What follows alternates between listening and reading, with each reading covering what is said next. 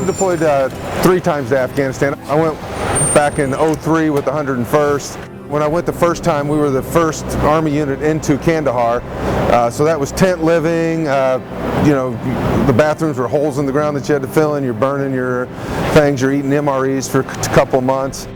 Went back in '05, '06. We did a lot of resupply, but we did a couple deliberate ops where you did combat operations. 2017 when we went, our primary mission was to fly the special forces who had Afghani commandos that they were leading. With the F model, it's got an automated hover system, so you'd fly into a dust cloud. Well, not super automated, you still have to manage it a little bit, but we could fly into dust clouds where you couldn't see anything under goggles and you could still land, whereas in the older ones, we called them the dirty D landing, where you'd basically hit and slide because you had to keep up so that you didn't get engulfed in the dust because you couldn't see it.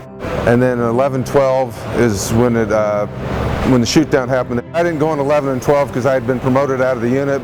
When they left, I left before them to go do a staff assignment in Italy. And I remember thinking that they were going to roll out the door without me, and I was like, I remember thinking to myself, this kind of stinks. I'm not going to get to say goodbye to him. I won't see him for 2 years. So what had happened is it was an over midnight mission. They went night to early morning. They'd inserted some Rangers to go and engage. They got caught up in a TIC, troops in contact.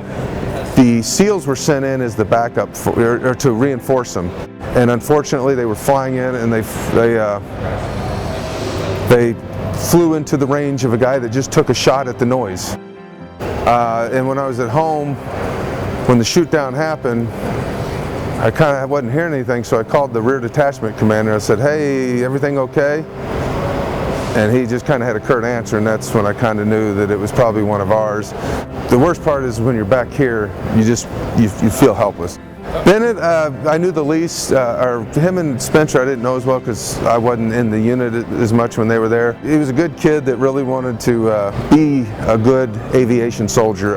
He never really talked about his dad, but when I went to the memorial down there, his dad was stationed at Fort Hood because his parents were divorced, and his dad showed up and he was an Army aviator, and then it clicked on kind of why he tried so hard. I remember he came in because he was in the maintenance company. He was wanting to come over because he was looking at future being a crew chief. Brian was actually a really good friend of mine. He was one of the pilots that came in when I was the commander. He was a good pilot, so I brought him in as a unit administrator because even though he couldn't fly as a civilian, he'd be here so he could get on the flight schedule. He was just a good guy. You could smoke and joke with him, loved flying with him.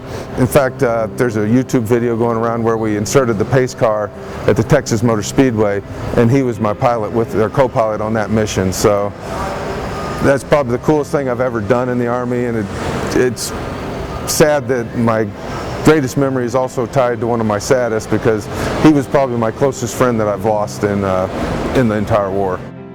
It's the ultimate sacrifice. You know, the Army's got this saying, all gave some gave all. When the whole thing went down with the Libyan embassy, my first question was, why was anybody even out of the embassies on 9/11? Because the date means something, and that's when people are going to do stuff to try and hit it, because if they can do it on 9/11, they got the symbolism of it. So the fact that that really is the only 9/11 event most people remember means that fixing the enemy and engaging them in Afghanistan, while we were in that country, they were too focused on us, the troops, to go project their power and do anything else. And the problem with that mission is people don't see the success because nothing's happened. We owed the Afghans a chance, and them being over there fighting the Taliban gave the Afghans their chance.